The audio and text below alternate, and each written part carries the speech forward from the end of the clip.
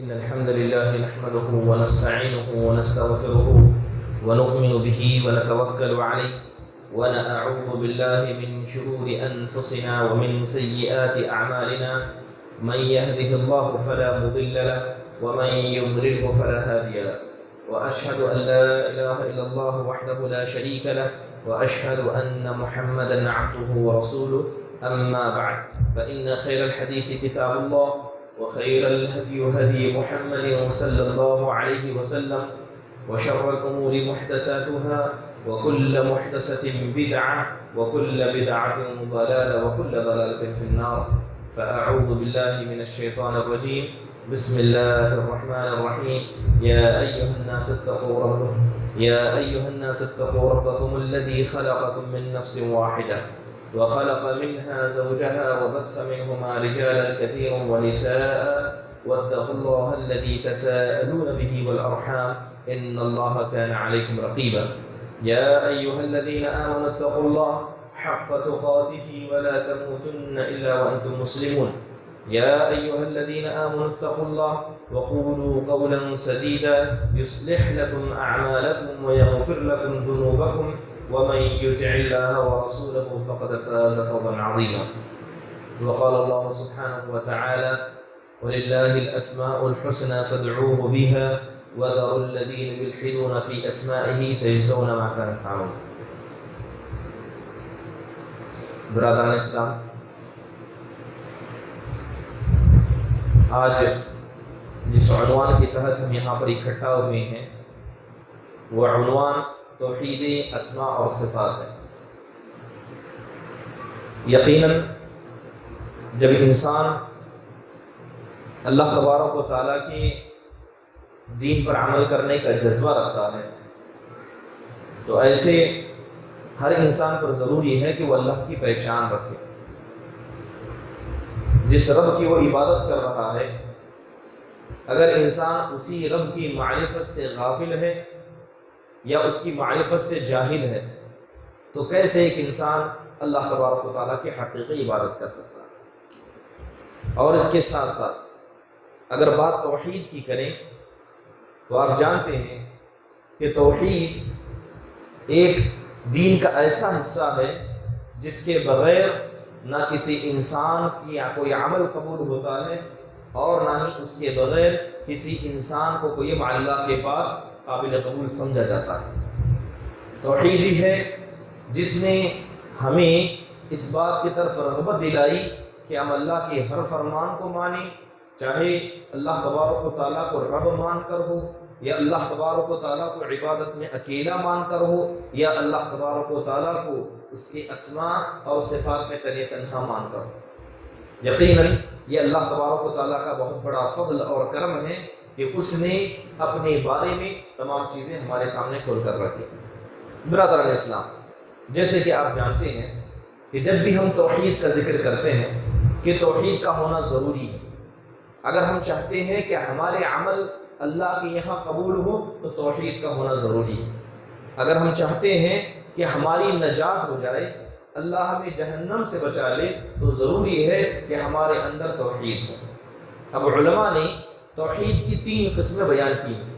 سب سے پہلے توحید ربوبیت، توحید الوہیت، اور تیسری ہے توحید اسماء اور صفات. توحید ربوبیت، توحید کا مطلب سمجھیں. توحید کا مطلب ہوتا ہے اکیلا، کہ آپ اللہ کو اکیلا سمجھیں. کن چیزوں میں اللہ کو اکیلا سمجھنا ہے؟ سب سے پہلے ربوبیت میں اللہ کو اکیلا سمجھنا ہے. ربوبیت 3 چیزوں کا نام ہے کہ اللہ تعالیٰ ہمارا خالق ہے، اللہ تعالیٰ ہمارا مالک ہے، اللہ تعالیٰ ہمارا مدبر ہے، دن کو لے جانے والا، رات کو لانے والا، سانسوں کو چلانے والا اور ہمیں طاقت دے کر زمین پر چلانے والا. یہ سب کون ہے؟ اللہ ہے. اسی کو کہا جاتا ہے مدبر. تو ربوبیت کا مطلب پیدا کرنے والا، پالنے والا اور اسی طرح تدبیر کرنے والا. توحید الوہیت کا مطلب ہمیں اللہ کو الوہیت میں اکیلا جاننا ہے. مطلب یہ ہے کہ جتنی بھی عبادتیں ہم کریں گے وہ صرف اللہ کے لیے کرنا ہے. نماز صرف اللہ کے لیے، روزہ صرف اللہ کے لیے، قربانی صرف اللہ کے لیے، ہم اللہ کے ساتھ کسی کو شریک نہ کریں، یہ توحید الوہیت ہے۔ اب تیسری توحید جس کے تعلق سے ہم گفتگو کرنے والے ہیں، اسے کہا جاتا ہے توحید اسماء اور صفات۔ اللہ کو ہمیں اکیلا جاننا ہے اس کے ناموں میں۔ اللہ تعالیٰ نے قرآن کے اندر اور نبی صلی اللہ علیہ وسلم نے حدیث کے اندر اپنے کچھ نام بیان کیے کہ اللہ رحمان ہے، اللہ رحیم ہے، اللہ غفور ہے، اللہ غفار ہے۔ تو یہ جو نام اللہ نے بتائے ہیں، ان ناموں میں اللہ کو اکیلا جاننا۔ صفات کہا جاتا ہے کہ اللہ تبارک و تعالیٰ نے کچھ اپنے صفات بیان کی کہ اللہ تبارک و تعالیٰ رحم کرتا ہے، اللہ کرم کرتا ہے، اللہ آسمان سے نازل ہوتا ہے۔ تو اللہ تبارک و تعالیٰ کو اس کے صفات میں بھی تنہا جاننا، یہی توحید اسماء اور صفات ہے۔ اگر موٹے الفاظ میں کہوں کہ اللہ تعالیٰ نے کچھ نام اپنے لیے رکھے ہیں، تو اس ناموں کو جاننا توحید اسماء و صفات ہے۔ اللہ تعالیٰ نے کچھ صفات اپنے لیے چنے ہیں، ان صفات میں اللہ کو اکیلے جاننا، یہی ہے توحید اسماء و صفات ہے۔ اگر توحید اسماء و صفات کی تعریف کروں تو علماء نے توحید اسماء و صفات کی تعریف میں یوں بیان کیا ہے کہ ہم اللہ تعالیٰ کے لیے وہی نام رکھیں گے جو نام اللہ نے اپنے لیے رکھا ہے یا اس کے رسول نے اس کے بارے میں ہمیں بتایا ہے۔ نہ اس میں ہم کسی قسم کی تحریف کریں گے، نہ کوئی تمثیل کریں گے، نہ تعویل کریں گے، نہ تعطیل کریں گے، اور نہ تکلیف بیان کریں گے۔ یہ اہل سنت والجماعہ کا عقیدہ ہے اللہ تبارک و تعالیٰ کی اس توحید اسماء و صفات کے بارے میں۔ لہذا جب اللہ تعالیٰ نے اپنے نام بتا دیے کہ اللہ کا نام رحمان ہے، اللہ کا نام رحیم ہے، اللہ کا نام غفور ہے، تو جو نام اللہ نے بتائے وہی نام بتانا ہے۔ ہم اپنے سے اللہ کا کوئی نام نہیں رکھ سکتے۔ مثال کے طور پر ہم دیکھتے ہیں کہ اللہ بارش کو نازل کرتا ہے، تو کیا ہم اللہ کا نام بارش نازل کرنے والا اس طرح رکھ سکتے ہیں؟ جبکہ ہم صفت بیان کر سکتے ہیں کہ اللہ بارش کو نازل کر سکتا ہے۔ اللہ تعالیٰ اس دنیا کو چلانے والا ہے، کیا ہم یہ کہیں گے کہ اللہ چلانے والا ہے اور بطور نام اللہ کا یہ رکھ دیں؟ چاہے اللہ کا نام ہو یا اللہ کی کوئی صفت ہو جو اللہ نے اپنے لیے رکھا ہے یا جو اس کے رسول نے رکھا ہے، وہی نام اور وہی صفت ہم بیان کریں گے۔ اپنے طور پر نہ ہم اللہ کا نام رکھ سکتے ہیں اور نہ ہی اللہ کی کوئی صفت اپنے طور پر ہم بیان کر سکتے ہیں۔ اب اہل السنہ والجماعہ کا عقیدہ یہ ہے اللہ کے نام کے تعلق سے اور اس کے صفات کے تعلق سے کہ ہم اس میں تحریف نہیں کریں گے۔ تحریف کا مطلب ہوتا ہے انسان معنی کو بدل دے، کم کرے یا زیادہ کرے۔ انسان کم کرے یا زیادہ کرے یا معنی کو بدل دے، یہ تحریف ہے۔ تمثیل نہیں کریں گے۔ اللہ تعالیٰ نے اگر اپنا نام رحمان رکھا ہے تو کبھی ہم یہ نہیں کہیں گے کہ اللہ رحم کرتا ہے تو اللہ اسی طرح رحم کرتا ہے جس طرح ہم انسان رحم کرتے ہیں۔ تو گویا ہم نے اللہ کو اور انسانوں کو ملا دیا اور مثال بیان کر دی۔ تو اللہ کے تعلق سے اس طرح کی مثال بیان نہیں کریں گے۔ اسی طرح اللہ تعالیٰ نے جو نام بتائے ہیں ان کو ماننا ہے، ان کا انکار نہیں کرنا ہے۔ یہی اہل السنہ والجماعہ کا عقیدہ ہے۔ چلیے مختصر سے گفتگو کرتے ہوئے یہ پتہ کرتے ہیں کہ یہ جو اللہ کے نام ہیں، یہ جو اللہ کے صفات ہیں، ان کو معلوم کرنے کا فائدہ کیا ہے؟ کیوں ضروری ہے کہ ہم توحید اسماء و صفات کو سیکھیں اور اس پر عمل کرنے کی کوشش کریں؟ سب سے پہلی چیز یہ سمجھیں کہ اللہ تبارک و تعالیٰ کو پہچاننے کا سب سے بہترین طریقہ اللہ کے ناموں کو پہچاننا ہے اور اسی طرح اللہ کے صفات کو پہچاننا ہے۔ اگر ہمیں اللہ کے نام نہیں پتا کہ اللہ تعالیٰ خوش ہوتا ہے، اللہ کی صفات میں کیا ہے کہ اللہ خوش ہوتا ہے، اللہ غصہ ہوتا ہے، اور اسی طرح اللہ کے جو نام ہیں، جیسے مثال کے طور پر اللہ غفار ہے، اللہ گناہوں کو معاف کرنے والا ہے، اسی طرح اللہ قہار ہے، اللہ بلند ہے اور ہم پر اپنی طاقت سے اللہ غالب ہے۔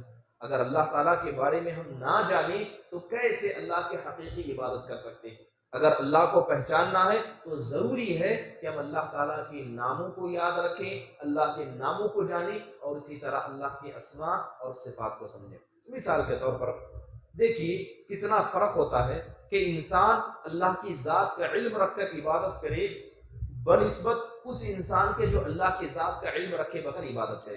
اس سے پہلے ایک مثال بتا دی گئی تھی، جیسے ہم اکثر کیا ہے سجدے میں کیا کہتے ہیں؟ سبحان ربی الاعلی، کہ اللہ تعالیٰ پاک ہے جو سب سے بلند ہے، اللہ تعالیٰ پاک ہے جو سب سے بلند ہے۔ حدیث کے اندر اس کی مثال دی گئی کہ اللہ کتنا بلند ہے۔ نبی صلی اللہ علیہ وسلم نے فرمایا کہ اللہ کتنا بلند ہے۔ بیان کیا گیا کہ یہ جو زمین ہے اس کے اوپر جو آسمان ہے، اس زمین اور آسمان کے بیچ میں جو فاصلہ ہے وہ 500 سال کا فاصلہ ہے۔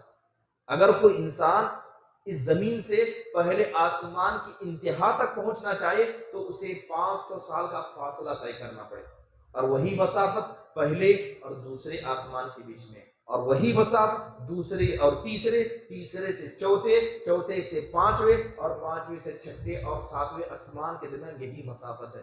اب تصور کریں کہ اللہ تبارک و تعالیٰ کتنا بلند ہے۔ پھر اللہ کے نبی فرماتے ہیں کہ ساتوں آسمان کے اوپر اللہ کی کرسی ہے، اللہ کی کرسی اور ان ساتوں آسمانوں کے بیچ میں 500 سال کی مسافت ہے، اور کرسی کے اوپر پانی ہے، پانی اور اسی طرح کرسی کے بیچ میں اتنی ہی مسافت ہے، اور اس پانی کے اوپر اللہ کا عرش ہے، اور اس کے اور پانی کے بیچ میں اتنی ہی مسافت ہے۔ جب ہم تصور کریں، کہتے ہیں کہ اللہ سبحان ربی الاعلیٰ، کہ اللہ سب سے بلند ہے، تو تصور کر کے دیکھیں کہ اللہ ہم سے کتنا بلند ہے، اللہ تعالیٰ کتنی بلندی پر ہے۔ لہذا اسماء اور صفات کو جاننے کا سب سے بہترین فائدہ یہ ہوتا ہے کہ اس کے ذریعے انسان کو اللہ کی معرفت حاصل ہوتی ہے۔ دوسرا بڑا فائدہ کہ ہم چاہتے ہیں کہ علم حاصل کریں۔ کیسا علم حاصل کریں؟ ایسا علم حاصل کریں جس سے ہمیں فائدہ ہو۔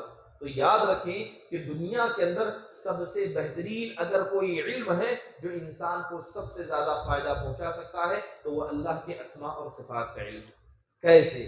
مثال کے طور پر جس ذات کے بارے میں ہم جاننا چاہتے ہیں، جس اللہ کے بارے میں ہم اس کے ناموں کو، اسی طرح اس کے صفات کو جاننا چاہتے ہیں، وہ اللہ کون ہے؟ وہ اللہ ہمارا پالنے والا ہے، وہ اللہ ہم کو دنیا میں برپا کرنے والا ہے، قیامت کے دن کا حساب لینے والا ہے۔ تو لہذا جب اللہ تبارک و تعالیٰ یہ ہمارا خالق و مالک ہے تو اس کے بارے میں جو علم بتایا گیا ہے وہ علم دنیا کا سب سے بہترین علم ہے۔ اس علم کو حاصل کرنے کا ایک فائدہ کہ اس کے ذریعے انسان کا ایمان بڑھتا ہے۔ جو انسان جتنا اللہ کے ناموں کو یاد رکھے گا، جتنا اللہ کے صفات کو سمجھے گا، اتنا اس انسان کا ایمان بڑھتا جائے گا۔ اور ایک بڑا فائدہ اللہ کے ناموں کو سیکھنے، اس کے معنی و مفہوم کو سمجھنے کا یہ ہے کہ اللہ کے نبی صلی اللہ علیہ وسلم نے ایسے لوگوں کے لیے جنت کی بشارت دی۔ اللہ کے نبی صلی اللہ علیہ وسلم فرماتے ہیں کہ ان للہ 99 اسما من احصاها دخل الجنہ، کہ بے شک اللہ تبارک و تعالیٰ کے 99 نام ہیں، 99 نام اللہ نے اپنے لیے رکھے ہیں، جس نے ان ناموں کو یاد کیا وہ جنت میں داخل ہو جائے گا۔ تو گویا اللہ تبارک و تعالیٰ کے ناموں کو یاد رکھنا یہ جنت میں داخل ہونے کا ایک سبب ہے۔ برادران اسلام، چلیے اب اگر گفتگو کریں اللہ تبارک و تعالیٰ کے ناموں کے تعلق سے، اللہ کے ناموں کو جاننا ضروری کیوں ہے؟ اس لیے ناموں کو جاننا ضروری ہے کہ بہت سارے معاشرے کے اندر ایسے لوگ ہیں جنہوں نے اللہ کے کچھ ایسے نام رکھ لیے جو حقیقت میں نام اللہ کے نہیں ہیں۔ مثال کے طور پر اگر کوئی آدمی اللہ تبارک و تعالیٰ کی جانب کسی نام کو منسوب کرتا ہے، کہتا ہے کہ یہ اللہ کا نام ہے، جبکہ اللہ نے وہ نام اپنے لیے نہیں رکھا ہے، تو گویا اس نے اللہ تعالیٰ کے ساتھ الحاد کیا، اور جو اللہ کی ذات میں الحاد کرتا ہے وہ مسلمان کبھی ہو نہیں سکتا۔ اگر میں نام بتاؤں، ایسے نام جنہیں ہم اللہ کا نام سمجھتے ہیں جبکہ وہ حقیقت میں اللہ کے نام ہے ہی نہیں، تب آپ کو سمجھ میں آئے گا کہ اللہ کے اسماء و صفات کو جاننا ضروری ہے۔ کیوں ضروری ہے؟ مثال کے طور پر وہ نام جسے ہم اللہ کا نام سمجھتے ہیں جبکہ وہ اللہ کے نام ہے ہی نہیں، جیسے مثال کے طور پر الباقی، بہت سارے لوگوں کا نام آپ دیکھیں گے عبد الباقی، عبد الباقی یا الباقی، یہ اللہ کے ناموں میں سے نہیں، یہ اللہ کے ناموں میں سے نام نہیں ہے۔ مثال کے طور پر اگر کوئی آدمی اپنا نام الباقی رکھتا ہے اور عبد الباقی یعنی باقی کا بندہ کہتا ہے، اور اسے پتا ہے کہ اللہ کا نام نہیں ہے، اس کے بعد بھی رکھتا ہے، تو اس نے اللہ کے ناموں میں الحاد کیا، اور ایسا آدمی مشرک ہے، دین سے خارج ہے۔ اگر کسی آدمی کو علم نہیں ہے، بغیر علم کے کوئی انسان رکھتا ہے، تو یقیناً ایسا انسان گنہگار ہے، کیونکہ اس نے اللہ کے ناموں کو نہیں جانا اور بغیر جانے اللہ کے ناموں کو منسوخ کر دیا۔ اس کے علاوہ الدائم، الضار، النافع، بہت سارے لوگ اپنے بچوں کا نام کیا رکھتے ہیں؟ عبد النافع رکھتے ہیں، جبکہ نافع اللہ کے ناموں میں نہیں ہے۔ اسی طرح المبدی، المعید، بہت سارے لوگوں کا نام کیا دیکھیں گے؟ عبد المعید، یہ المعید اللہ کے ناموں میں سے نہیں ہے۔ اس کے علاوہ الماجد، عبد الماجد، بہت سارے لوگوں کا نام دیکھیں گے جبکہ یہ ماجد اللہ کے ناموں میں سے نہیں ہے۔ اس کے علاوہ الواجد، عبد الواجد لوگ نام رکھتے ہیں، یہ بھی اللہ کے ناموں میں سے نہیں ہے۔ المحیی، الممیت، الخافض، الرافع، المعبود، المقصود، الرشید، بہت سارے لوگوں کا نام عبد الرشید ہے۔ لوگ کہتے سمجھتے ہیں کہ اللہ کا نام ہے، جبکہ الرشید یہ اللہ کے ناموں میں سے نہیں ہے۔ اس کے علاوہ العاطی، الجلیل، بڑے بڑے لوگوں کا نام عبد الجلیل ہے، جبکہ یہ جلیل اللہ کے ناموں میں سے نہیں ہے۔ اس کے علاوہ العال، الفرد، الفضیل، المنتقم، المحصی، عبد المحصی، یہ بھی اللہ کے ناموں میں سے نہیں ہے۔ اس کے علاوہ الصبور، بہت سارے لوگ اپنے بچوں کا نام عبد الصبور رکھتے ہیں، جبکہ صبور یہ اللہ کے ناموں میں سے نہیں ہے۔ اس کے علاوہ القائم، الصادق، العدل، الباعث، البدیع، الجامع، الناصر، عبد الناصر، الولی، المنعم، المعین، المغیث، الواقی، المقسط، الستار، عبد الستار لوگ نام رکھتے ہیں۔ اس کے علاوہ القدیم، یہ سب کے سب اللہ کے نام نہیں ہیں۔ اب آپ سمجھیے کہ ہمارے معاشرے میں ہزاروں لوگوں نے یہ سارے نام رکھے ہیں جبکہ نام اللہ کی نہیں ہے۔ کتنا بڑا اس مسئلے میں ہمارے یہاں غفلت ہے، چاہے یہ غفلت والدین کی طرف سے ہو یا یہ غفلت ہمارے ان ذمہ داروں کی جانب سے ہو جب جن کے سامنے ایسے ناموں کا ذکر کیا جاتا ہے جبکہ وہ نام اللہ کے نہیں ہے، پھر یہ بھی لوگ نام اللہ کا رکھتے ہیں۔ اب آپ سے میں وجہ پوچھوں کہ یہ لوگ اللہ کے نام رکھتے کہاں سے؟ اس کے دو بڑے اہم وجہ ہیں۔ پہلی وجہ، ہمارے یہاں قرآن ملتا ہے، 13 لائن کا قرآن ہے، جائیے قرآن میں کھول کر دیکھیے، اس قرآن میں اللہ کے 99 نام لکھ کر، دیکھا ہے آپ نے، بارہا دیکھا ہوگا، اس میں اللہ کے 99 نام لکھے ہوئے۔ یہ سارے کے سارے بریلوی حضرات کے بک ڈیپو سے چھپی ہوئی کتابیں۔ کہاں سے؟ بریلوی حضرات کے بک ڈیپو سے چھپی ہوئی کتابیں ہیں، اور ان لوگوں نے اللہ کے نام بغیر دلیل کے اس میں لکھ دیا۔ لوگ اسے دیکھتے ہیں، سمجھتے ہیں کہ اللہ کا نام ہے، اپنے بچوں کا نام اللہ کے نام پر رکھ دیتے ہیں، جبکہ یہ نام اللہ تعالیٰ کی ہے ہی نہیں۔ تو لہذا ایک پہلی وجہ۔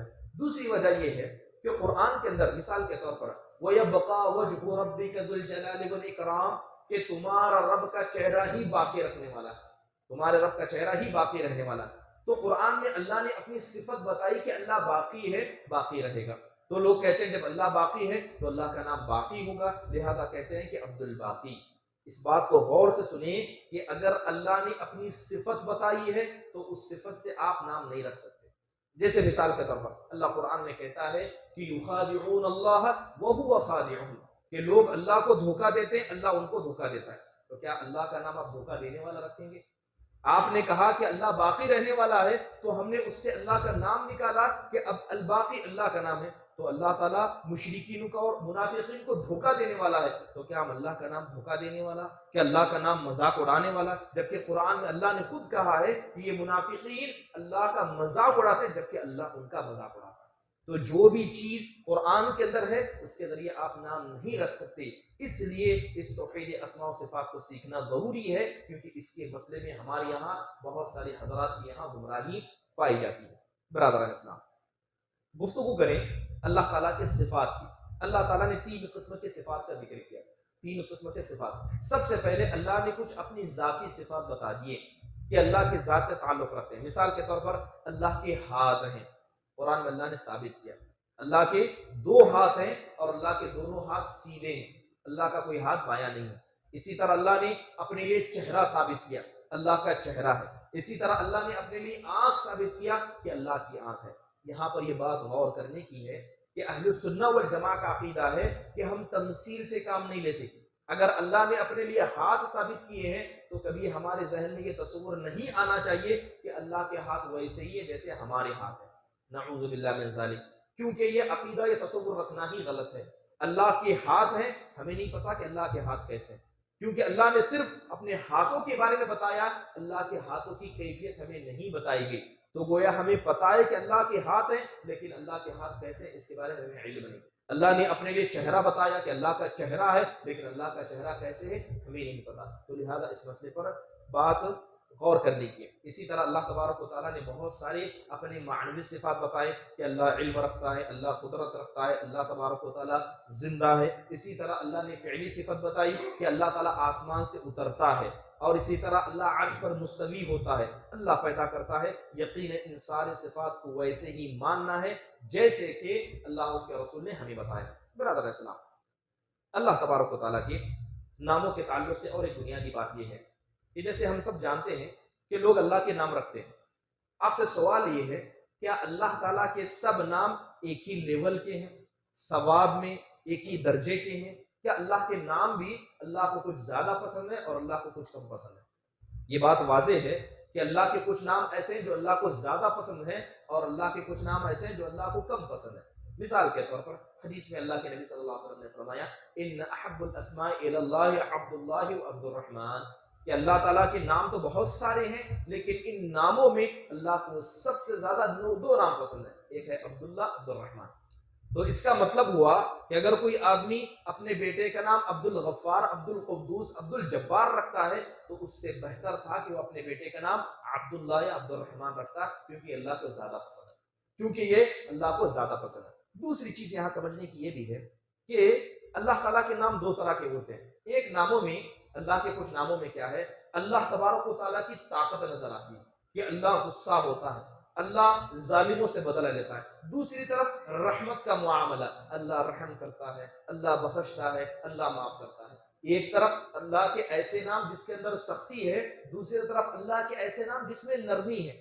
اب ان دونوں میں سے کون سے نام اللہ کے رکھنے چاہیے؟ اللہ تعالیٰ کے وہ نام رکھنے چاہیے جس کے اندر اللہ کی رحمت کا ذکر ہے. مثال کے طور پر اگر کوئی آدمی عبد القدوس، عبد الجبار اپنے بچوں کا نام رکھنا چاہتا ہے، عبد القدوس، عبد الجبار یہ دونوں اللہ کے نام ہیں. اس کے بغیر اگر کوئی آدمی عبد اللطیف، عبد الکریم رکھے تو عبد اللطیف، عبد الکریم رکھنا زیادہ افضل ہے، کیونکہ اس میں اندر اللہ کی رحمت کا ذکر ہے. اور آپ جان لیں کہ ایک طرف اللہ کا غصہ ہے، ایک طرف اللہ کی رحمت ہے، تو اللہ کی رحمت اللہ کے غصے پر غالب آ چکی ہے.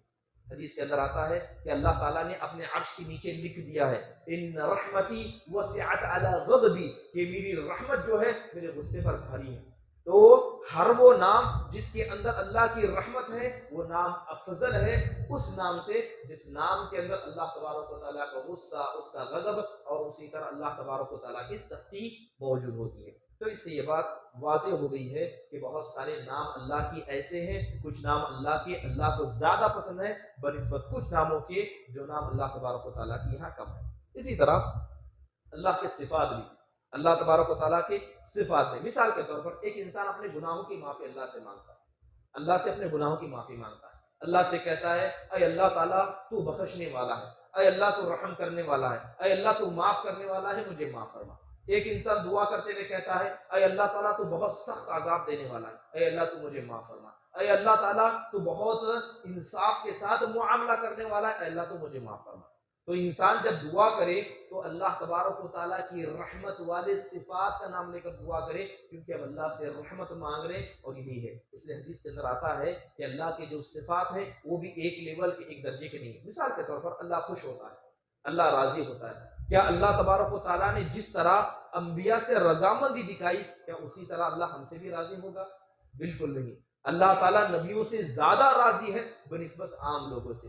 تو گویا اللہ کی رضامندی نبیوں کے لیے زیادہ ہے، اللہ کی محبت نبیوں کے لیے زیادہ ہے. اور اسی طرح اللہ تبارک و تعالیٰ جس طرح نبیوں سے قیامت کے دن گفتگو کرے گا، عام انسان سے اللہ نبیوں سے عام انسان سے اللہ ویسا گفتگو نہیں کرے گا. یہ بھی بنیادی بات ہے کہ جس طرح اللہ کے کچھ نام بلند ہیں، کچھ نام درجے میں کم ہیں، اسی طرح اللہ کے کچھ صفات بھی بلند ہیں اور کچھ صفات کم ہیں. برادر اسلام، جیسے میں نے بتایا کہ اللہ تبارک و تعالیٰ نے اپنے لیے نام رکھے ہیں، اللہ تعالیٰ نے بہت ساری چیزیں اپنے بارے، جیسے اللہ کے ہاتھوں کے بارے میں. یہود آپ جانتے ہیں کہ ایک بڑی بدبخت قوم تھی، بڑی بدبخت قوم تھی. انہوں نے اللہ تبارک و تعالیٰ کے سامنے بدگمانی کی اور اللہ سبحانہ و تعالیٰ کے مسئلے میں اور اس کے اسماء اور صفات کے مسئلے میں الحاد کیا. ان کا ذکر ابھی انشاءاللہ کیا جائے گا. اب ایک سوال آپ سے ہے، میں نے شروع میں ایک بات آپ کے سامنے کہی کہ کوئی بھی انسان اپنے طور سے اللہ کا نام نہیں رکھ سکتا. یہاں تک کہ قرآن میں اگر اللہ نے اپنی صفت بیان بھی کی تب بھی آپ اللہ کا نام نہیں رکھ سکتے. کیوں نہیں نام رکھ سکتے؟ جب قرآن میں اللہ کہتا ہے کہ اللہ تبارک و تعالیٰ باقی رہنے والا ہے تو عبد الباقی ہم نام کیوں نہیں رکھ سکتے؟ سوال ہے. اس لیے نہیں رکھ سکتے کیونکہ اللہ کے نام کا تعلق علم غیب سے، اللہ کے ناموں کا تعلق اس کے غیب سے. تو لہذا غیب کا دعویٰ کرنا یہ انسان کی ہلاکت کا باعث ہے. تو لہذا کوئی انسان اپنے طور پر نام نہیں رکھ سکتا اگرچہ قرآن کے اندر اللہ کی ایک صفت ہی کیوں نہ بیان کی گئی. اور دوسری چیز یہ ہے کہ ہو سکتا ہے اللہ کا نام ہم رکھیں تو ہم غلطی کر دیں. اگر اللہ کا کوئی نام ہم اپنے طور پر رکھنا چاہیں تو ہم غلطی کریں، اگر اللہ خود سے بتائے تو اللہ تبارک و تعالیٰ سے تو غلطی ہو نہیں سکتی، نہ باطل اس کلام اللہ میں آگے سے آ سکتا ہے نہ پیچھے سے آ سکتا ہے۔ برادران اسلام، اس کے علاوہ اللہ تبارک و تعالیٰ کے ناموں کے مسئلے میں ایک بات اہم اور سمجھنے کی یہ ہے کہ جس طرح اللہ نے قرآن و حدیث کے اندر اپنے نام بیان کیے ہیں، اسی طرح ہم بھی نام بیان کریں گے، اپنے طور سے معنی نہیں بیان کریں گے۔ بہت سے لوگوں کی مشکل یہی ہے کہ لوگ اللہ کے ناموں کو لے کر اپنے طور پر معنی بیان کرتے ہیں۔ جیسے مثال کے طور پر بہت سے لوگوں کو دیکھا گیا کہ جب حدیث کے اندر ذکر آتا ہے کہ والذی نفس محمد بیدی، حدیث کا ترجمہ اس طرح آتا ہے کہ اس ذات کی قسم جس کے ہاتھ میں میری جان ہے۔ لوگ کیا کہتے ہیں کہ لوگ اس کا ترجمہ یہ کرتے ہیں کہ اس ذات کی قسم جس کے قبضے قدرت میں میری جان ہے، اللہ کے ہاتھ کی جگہ قبضے قدرت کا ترجمہ کرتے ہیں۔ جب اللہ نے اپنا لیے ہاتھ ثابت کیے ہیں تو ہمیں کہنا ہے کہ اللہ کے ہاتھ ہیں۔ بہت سارے لوگ اللہ کے ہاتھوں کا انکار کرتے ہیں، کہتے ہیں کہ اللہ کے ہاتھ نہیں، بلکہ اللہ تعالیٰ نے جو ہاتھوں کا ذکر کیا ہے اس سے مراد اللہ کی طاقت، اللہ کی قوت ہے۔ یہ یقیناً تحریف ہے اور اس سے انسان کو بچنا چاہیے۔ جیسے حدیث میں ترجمہ آئے ویسے ہی کریں۔ اگر حدیث میں اللہ کے نبی نے کہا کہ اس ذات کی قسم جس کے ہاتھ میں میری جان ہے، تو آپ ہاتھ ہی کا ترجمہ کریں گے، قبضہ قدرت کا ترجمہ نہیں کر سکتے، یہ ترجمہ غلط ہے۔ اس کے علاوہ قرآن کے اندر بہت سارے نام اللہ نے بتا دیے، بہت سارے صفات بتا دی، لیکن کچھ صفات ایسے ہیں جو قرآن کے اندر ذکر نہیں کیے گئے لیکن حدیث کے اندر ذکر ہے۔ مثال کے طور پر اللہ ہنستا ہے، اللہ سبحانہ و تعالیٰ ہنستا ہے، تو یہ ہنسنے کا ذکر حدیث کے اندر آیا، جبکہ قرآن کے اندر کہیں بھی اللہ کے ہنسنے کا ذکر نہیں آیا۔ حدیث کے اندر اللہ کے نبی صلی اللہ علیہ وسلم فرماتے ہیں کہ یضحک اللہ الی رجلین یقتل احدهما الاخر کلاہما یدخلان الجنہ۔ اللہ کے نبی صلی اللہ علیہ وسلم فرماتے ہیں کہ اللہ ان دو لوگوں کے معاملے میں ہنستا ہے، اللہ ان دو لوگوں کے معاملے میں ہنستا ہے کہ ایک آدمی دوسروں کو قتل کرتا ہے لیکن دونوں جنت میں چلے جاتے ہیں، مارنے والا اور مرنے والا دونوں جنت میں چلے جاتے ہیں، اللہ ان کے معاملے میں ہنستا ہے۔ جبکہ حدیث کے اندر آتا ہے کہ مارنے والا جہنم میں جائے گا اور مرنے والا اگر اس نے قتل کا ارادہ کیا تو وہ بھی جنت میں جائے گا، وہ بھی جہنم میں جائے گا۔ تو اس حدیث کے اندر کیسے کہا گیا کہ اللہ تعالیٰ ان لوگوں پر ہنستا ہے؟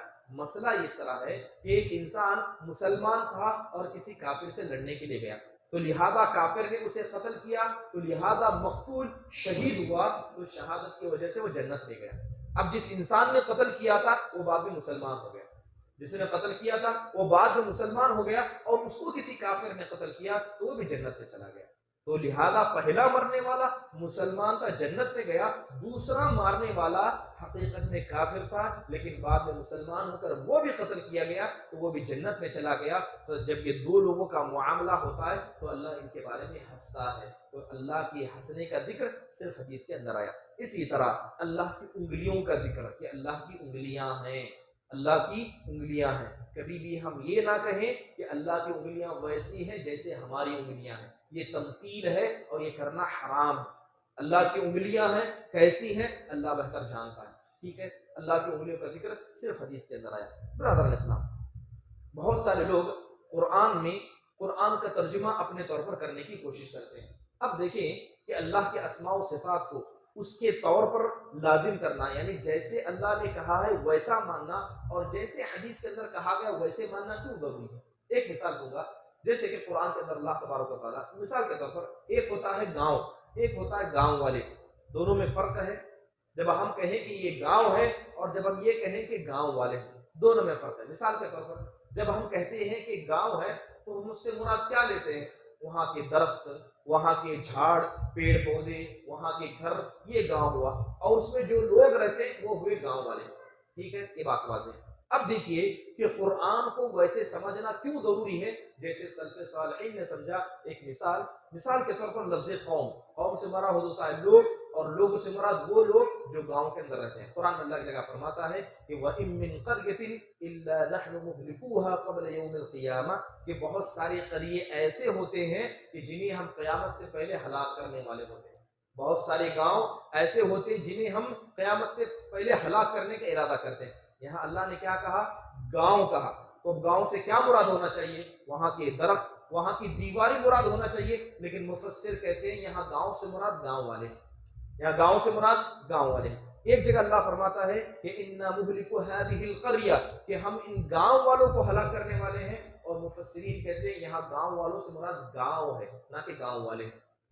دو باتیں، اللہ نے گاؤں کہا تو مفسر کہتے ہیں کہ وہاں گاؤں والے مراد ہیں، اور کہیں اللہ نے گاؤں والوں کا ذکر کیا تو مفسر کہتے ہیں وہاں گاؤں مراد ہے۔ اس لیے ضروری ہے کہ قرآن کو ویسے سمجھیں جیسے سلف صالحین نے سمجھا، اپنے طور پر آپ قرآن کو سمجھنے کی کوشش نہ کریں۔ اور یہی وجہ تھی کہ اللہ تبارک و تعالیٰ کے اسماء اور صفات میں بہت سارے لوگوں نے الحاد سے کام لیا۔ برادران اسلام، اب جو لوگ اللہ تبارک و تعالیٰ کے اسماء اور صفات میں الحاد کرتے ہیں وہ کئی قسم کا الحاد ہے۔ الحاد کا مطلب ہوتا ہے اللہ کی نافرمانی کرنا، اللہ کے ناموں کا انکار کر دینا، اللہ کے ناموں کے معانی کا انکار کر دینا، یہ کئی طرح کا الحاد ہے۔ سب سے پہلے مشرکین کا الحاد، ان لوگوں نے اللہ کے ناموں کے ساتھ الحاد کیا، اللہ کے ناموں کا انکار کیا۔ انہوں نے کیا کیا؟ انہوں نے اللہ کے نام لیے اور اللہ کے نام لے کر اپنے بتوں کے نام اسی سے رکھ دیے۔ اللہ کے ناموں کو لیا اور اپنے بتوں کو ناموں کو رکھ دیا، یہ مشرکین کا الحاد تھا۔ جیسے کہ اللہ، عزا اور منات، یہ ان کے تین مشہور بت تھے، عرب کے یہ تین مشہور بت تھے، ایک لات، ایک عزا اور یہ منات۔ اصل میں یہ تینوں کی تینوں اللہ کے نام سے لیے گئے۔ اللہ لفظ الالہ اللہ کے نام سے لیا گیا، العزا اللہ کے نام العزیز سے لیا گیا، اور اسی طرح المنات اللہ کا نام المنان سے لیا۔ انہوں نے اللہ کے نام لیے اور نام لا کر اپنے بتوں کو رکھ دیے، تو اللہ تعالیٰ نے ان کے بارے میں فرمایا کہ یہ مشرک ہے، کیونکہ انہوں نے اللہ کے ناموں کے ساتھ الحاد کیا۔ اسی طرح اللہ تعالیٰ کے بارے میں کوئی ایسی بات کہیں جو اللہ تعالیٰ کے لیے نہیں ہے، جیسے نصارہ نے کیا۔ نصارہ نے کیا الحاد کیا؟ اللہ تعالیٰ کو باپ بنا دیا، اللہ کو باپ بنا دیا، جبکہ اللہ کہتا ہے کہ لم یلد ولم یولد، نہ اللہ کی کوئی اولاد ہے، نہ اللہ تبارک و تعالیٰ کی کسی کا اولاد ہے۔ اللہ تعالیٰ نہ باپ ہے نہ اللہ بیٹا ہے، اللہ قرآن میں کہتا ہے۔ لیکن نصارہ نے کیا کیا؟ نصارہ نے کہا کہ حضرت عیسیٰ اللہ کے بیٹے ہیں اور اللہ تبارک و تعالیٰ ان کا باپ ہے۔ تو اللہ تبارک و تعالیٰ کی جانب ایسی چیزوں کا منسوخ کرنا یہ نصارہ کا الحاد تھا۔ اسی طرح مشرکین نے اور خصوصی طور پر یہودیوں نے اللہ تعالیٰ کے ناموں کے ساتھ الحاد کیا۔ ناموں کے ساتھ کیسے الحاد کیا؟ آپ جانتے ہیں کہ یہود یہ پاورفل قوم تھی، مالدار قوم تھی، اتنا مال اللہ نے ان کو دیا تھا، اس کے باوجود بھی یہ لوگ اور مال کا مطالبہ کرتے۔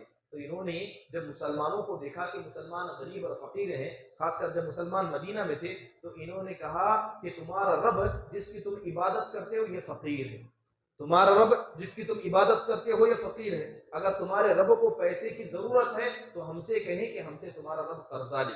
اللہ تعالیٰ نے کہا کہ ان لوگوں نے اللہ کے ساتھ بڑی گستاخی کی۔ یہ لوگ کہتے ہیں کہ اللہ فقیر ونحن اغنیاء، اللہ فقیر ہے اور ہم غنی ہیں۔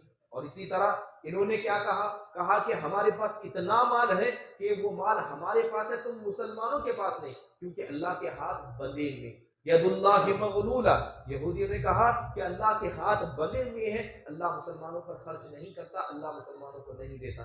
تو اللہ تبارک و تعالیٰ نے کہا غلت ایدیہم ولعنوا ما قالوا، کہ بلکہ ہاتھ تو ان کے بندھے ہوئے ہیں اور اللہ نے اسی بات کی وجہ سے ان پر لعنت فرمائی۔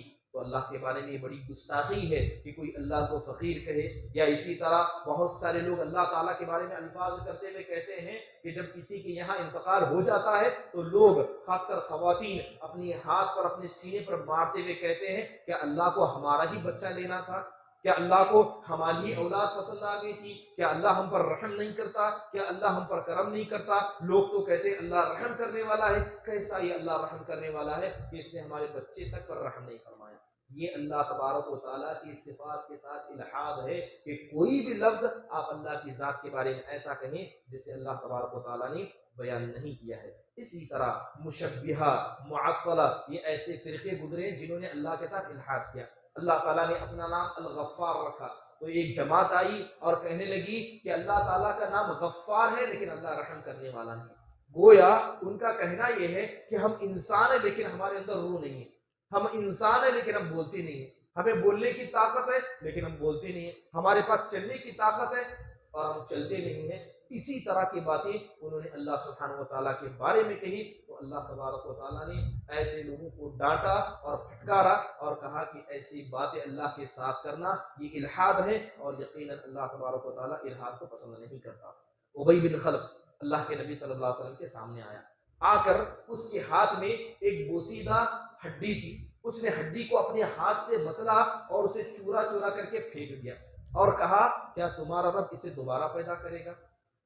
اللہ تبارک و تعالیٰ کی ذات کو کمزور سمجھا، جبکہ اللہ ہر چیز پر قدرت رکھتا ہے۔ ان اللہ علی کل شیء قدیر، اللہ ہر چیز پر قدرت رکھتا ہے۔ ابی بن خلف آ کر کہتا ہے کہ یہ ہڈی جو بوسیدہ ہو گئی، کیا اللہ تبارک و تعالیٰ اسے دوبارہ پیدا کرنے والا ہے؟ اللہ تبارک و تعالیٰ نے کہا، اللہ کے نبی صلی اللہ علیہ وسلم نے کہا کہ ہاں، اللہ تعالیٰ تیرے جسم کو جس طرح اللہ نے تجھے بنایا ہے، اللہ تجھے مارے گا، دوبارہ قیامت کے دن کھڑا کرے گا اور تجھے جہنم میں لے جائے گا، کیونکہ جس اللہ نے بغیر کسی چیز کے تجھے پیدا کیا، اب تو تیری ہڈی بھی ہے، اب تو تیرا گوشت بھی ہے، کیا اللہ تبارک و تعالیٰ تجھے دوبارہ پیدا نہیں کر سکتا؟ جبکہ اللہ نے تجھے اس وقت پیدا کیا جبکہ تو کچھ نہیں تھا، تو کچھ نہیں تھا، اللہ نے تجھے سب کچھ بنایا، اب تو کچھ تو ہے، تو کیا اللہ تبارک و تعالیٰ تجھے دوبارہ نہیں پیدا کر سکتا؟ اگر کوئی انسان اس طرح کا معاملہ اللہ کے ساتھ کرے، اللہ کی ذات کو کم تر سمجھے، یقیناً کہیں نہ کہیں یہ بھی الحاد کی ایک قسم ہے۔ لیکن مثال کے طور پر اگر کوئی آدمی جہالت کی وجہ سے، اسے اللہ کی ذات کے بارے میں اتنا نہیں پتا ہے، جہالت کی وجہ سے اللہ کے ساتھ کوئی ایسا معاملہ کرتا ہے، وہ حدیث آپ نے سنی ہوگی کہ ایک انسان جس نے 99 قتل کر دیے، 99 لوگوں کو قتل کر دیا، قتل کرنے کے بعد ایک راہب کے پاس گیا، اس نے جا کر اپنی بات رکھی کہ میں نے اتنے لوگوں کو قتل کیا ہے کہ اللہ مجھے معاف کرنے والا ہے؟ تو یقیناً اس راہب نے کہا کہ اللہ تجھے معاف کرنے والا نہیں، کہا جب 99 ہو گئے ہیں تو چلو 100 بھی کر دیتا ہوں، اس نے اس کو بھی قتل کر دیا۔ پھر اس کے بعد بتایا گا کہ فلاں آدمی کے پاس جاؤ، انہوں نے بتایا کہ اللہ کی ذات تمہیں معاف کرنے والی ہے، تمہیں رحم کرنے والی ہے، اللہ کی ذات تمہیں معاف کرنے والی ہے، تمہیں رحم کرنے والی ہے۔ دوسری حدیث کے اندر آتا ہے کہ ایک انسان نے بہت سارے گناہ کر لیے، جب مرنے کا وقت آیا تو اس نے اپنے بچوں کو کیا نصیحت کی کہ جب میں مر جاؤں تو مجھے جلا دینا، جلا کر میری راख کو تھوڑا سمندر میں پھینک دینا، تھوڑا ہوا میں اڑا دینا۔ اس کا مقصد کیا تھا کہ جب میرے بچے میری راख کو سمندر میں بہا دیں گے، ہوا میں اڑا دیں گے، تو اللہ اسے جمع نہیں کر پائے گا۔ اللہ کی اتنی طاقت نہیں کہ اللہ اس پانی سے راکھ کو جمع کرے، ہوا سے راکھ کو جمع کرے۔ تو اس انسان نے بھی الحاد کیا، مگر اس کا الحاد کیا ہے؟ جہالت کی بنیاد پر تھا، اللہ کی ذات پر اسے پورا علم نہیں تھا۔ تو اگر کوئی آدمی جہالت کی بنیاد پر الحاد کا کام کرتا ہے تو یقیناً اللہ تعالیٰ ایسے لوگوں کو معاف کرتے ہیں۔ برادران اسلام، اب آخری چیز آپ کے سامنے یہ بیان کرنی ہے کہ اگر کوئی انسان اللہ کے ناموں کو یاد کرتا ہے، اللہ کی صفات کو یاد کرتا ہے، تو اسے کیا فائدہ ہوتا ہے؟ سب سے پہلی چیز، ایسا آدمی اللہ کا محبوب بنتا ہے۔ جیسے مثال کے طور پر اللہ محبت کرتا ہے، اللہ قرآن میں بتایا ہے کہ اللہ مومنوں سے محبت کرتا ہے، اللہ اسی طرح کافروں سے نفرت کرتا ہے۔ جب ایک مسلمان کو پتہ چل جائے کہ اللہ مومنوں سے محبت کرتا ہے اور اسے اس صفت کا علم ہو جائے اور اللہ کے نام کا علم ہو جائے، تو یقیناً اس کی وجہ سے اس آدمی کے دل میں یہ تمنا پیدا ہوگی کہ کیوں نہ اللہ تبارک و تعالیٰ مجھ سے محبت کرے۔ اور یقیناً اگر کوئی آدمی اللہ کی محبت پر دنیا کی محبت کو فوقیت دیتا ہے، اللہ کی محبت پر زمانے والے کی محبت کو فوقیت دیتا ہے، یقیناً ایسا انسان نقصان اٹھانے والوں میں سے۔ اسی طرح اللہ تعالیٰ کبیر ہے، اللہ تعالیٰ کبیر ہے، اللہ سب سے بڑا ہے۔ اگر کسی انسان کو پتا چل جائے، اللہ کے اس نام کو یاد کر لے، اس کے معنی کو سمجھ لے، تو کبھی کسی انسان کے دل میں تکبری نہ پیدا ہو۔ اللہ ہی سب سے بڑا ہے، تو کیسے انسان دوسروں کو چھوٹا سمجھ کے اپنے آپ کو بڑا سمجھ سکتا ہے؟ کیسے دوسروں کو حقیر سمجھ کے اپنے آپ کو بہتر سمجھ سکتا ہے؟ جبکہ اللہ تبارک و تعالیٰ کی ذات سب سے بڑی ہے۔ اور یقیناً اللہ تعالیٰ کے ناموں کو جاننا ایک ایسا علم ہے جس کے ذریعے حقیقی طور پر اللہ کا تقویٰ پیدا ہوتا ہے، اللہ کی خشیت پیدا ہوتی ہے۔ اللہ تعالیٰ سے دعا ہے کہ اللہ تعالیٰ اللہ کے ان ناموں کو جاننے، سمجھنے اور اسی طرح اللہ کے ناموں کو یاد کرنے کی ہم سب کو توفیق عطا فرمائیں۔ اسی طرح جیسے اللہ تعالیٰ کے 99 نام ہیں، ان کے بارے میں اللہ کے نبی نے فضیلت بتائی کہ اگر کوئی آدمی اللہ کے ان 99 ناموں کو یاد کرتا ہے، اس کے معنی کو سمجھتا ہے، اس کے مفہوم کو سمجھتا ہے اور اسے اپنی زندگی میں نافذ کر کے اس پر عمل کرنے کی کوشش کرتا ہے، تو اللہ تعالیٰ یقین ایسے لوگوں کو جنت دیتے ہیں۔ تو ہم میں سے ہر شخص کو کوشش کرنی چاہیے کہ اللہ کے صحیح نام اپنے بچوں کے رکھیں۔ اللہ کے غلط نام جو اللہ کے نہیں ہیں، ایسے ناموں کو اللہ کی طرف منسوب کرنا ایک انسان کے ایمان کو خراب کرنے کا ایک آسان راستہ ہے۔ اللہ تعالیٰ ہمیں اس مسئلے میں بچا کر رکھے۔ اللہ تعالیٰ کے جو نام بتائے گئے ان ناموں کو سمجھنے کی ہم سب کو توفیق دے، اللہ کے نام یاد کرنے کی ہمیں توفیق دے، اور اسی طرح اللہ کی صفات کو سمجھ کر اس سے ڈرنے والا اور اس کی خوف اور خشیت رکھنے والا ہمیں بنائے۔ آمین۔ وآخر دعوانا ان الحمد للہ رب العالمین۔ السلام علیکم ورحمۃ اللہ وبرکاتہ۔ جی ہاں، اب جن لوگوں نے اپنے بچوں کے نام رکھ دیے ہیں جو اللہ کے نہیں ہیں، اب کیا کریں؟ لفظ عبد کو ہٹا دیں. جیسے مثال کے طور پر اگر آپ نے اپنے بچے کا نام عبد النافع رکھا ہے جبکہ النافع اللہ کے ناموں میں سے نہیں، تو آپ لفظ عبد کو ہٹا دیں، صرف نافع رکھیں. نفع بخش، نفع رکھنے والے کا بندہ کہنے سے بنتا ہے، صرف نافع. العبد ہٹا دیں، عبد ہٹا دیں تو بھی ٹھیک ہے. اور سب سے پہلے اللہ سے معافی مانگیں کہ آپ نے اللہ کے حق میں غلطی کی ہے، آپ کو پتہ ہی نہیں تھا، آپ نے جہالت کی بنیاد پر کیا. اللہ سے معافی مانگیں، توبہ استغفار کریں. اس کے بعد کوشش کریں کہ نام کو بدل دیں. ایسا نام اللہ کے لیے رکھنا جو اللہ نے نہیں رکھا ہے، یہ اللہ کے ساتھ ایک الحاد ہے، اور اللہ تعالیٰ اپنے ساتھ الحاد کرنے والوں کو نہیں پسند کرتا. جی ہاں، جو اللہ تبارک و تعالیٰ کے 99 نام ہیں ان کا ذکر حدیثوں کے اندر، بلکہ 114 سے زیادہ نام ثابت ہیں. اللہ کے 114 سے زیادہ نام قرآن و حدیث سے ثابت ہیں. انشاءاللہ تعالیٰ اگر آپ چاہیں گے تو ان اللہ کے صحیح ناموں کو پرنٹ کر کے انشاءاللہ ایک جگہ لگا دیا جائے گا، تاکہ کوئی بھی نام، کوئی بھی شخص اللہ کے نام رکھنا چاہے تو اس کے سامنے واضح ہو کہ یہ اللہ کے نام ہے. اور اسی طرح قرآنوں کے پیچھے نبی صلی اللہ علیہ وسلم کے بھی 99 نام لکھ کر رکھے، جبکہ حدیثوں میں اتنے نام ثابت بھی نہیں ہیں. تو ہمارا مسئلہ یہ ہے کہ جو چیز سامنے نظر آتی ہے فوراً اپنے بچوں کا نام رکھ دیتے ہیں. بلکہ سعودی عرب کے اندر کچھ مشائخ تو ایسے کہتے ہیں کہ جب جہالت کا وقت تھا تو لوگ قرآن کھولتے اور قرآن میں انگلی رکھتے، جہاں انگلی رکھی وہی اپنے بچوں کا نام رکھ دیتے. کسی نے اپنے بچے کا نام جہنم رکھ دیا، کسی نے رکھ دیا کہ جہنم کی ہولناکی قعار، جہنم کی آگ. کسی نے نام اپنے بچے کے نام جہنم کی آگ کا نام رکھ دیا. تو بہت سارے لوگ ایسی جہالت والی حرکتیں پہلے کر چکے ہیں، اور وہی حرکتیں آج بھی بہت سارے لوگ کرتے ہیں. قرآن کھولا، انگلی رکھی، جہاں جو نام نظر آیا وہ اللہ کا نام رکھ دیا. یقیناً یہ اللہ تبارک و تعالیٰ کی شان میں ایک گستاخی ہے. اس سے انسان کو احتراز کرنا ہے. اگر کسی نے اپنے بچے کا نام ان ناموں میں سے رکھا ہے جو اللہ کا نام نہیں ہے، سب سے پہلے اللہ سے معافی مانگے، کیونکہ آپ نے غلطی کی، اور یہ آپ کی غلطی جہالت کی بنیاد پر ہے. آپ نے جان بوجھ کر تو یقیناً نہیں رکھا ہوگا. اس کے بعد اس نام کو بدلنے کی کوشش کریں. جو عبد ہے، عبد جیسے الف لام، جیسے اگر آپ نے الباقی عبد الباقی رکھا ہے تو عبد ہٹا دیں، باقی رکھیں، صرف باقی رکھیں، ایک عام نام ہو جائے گا. جی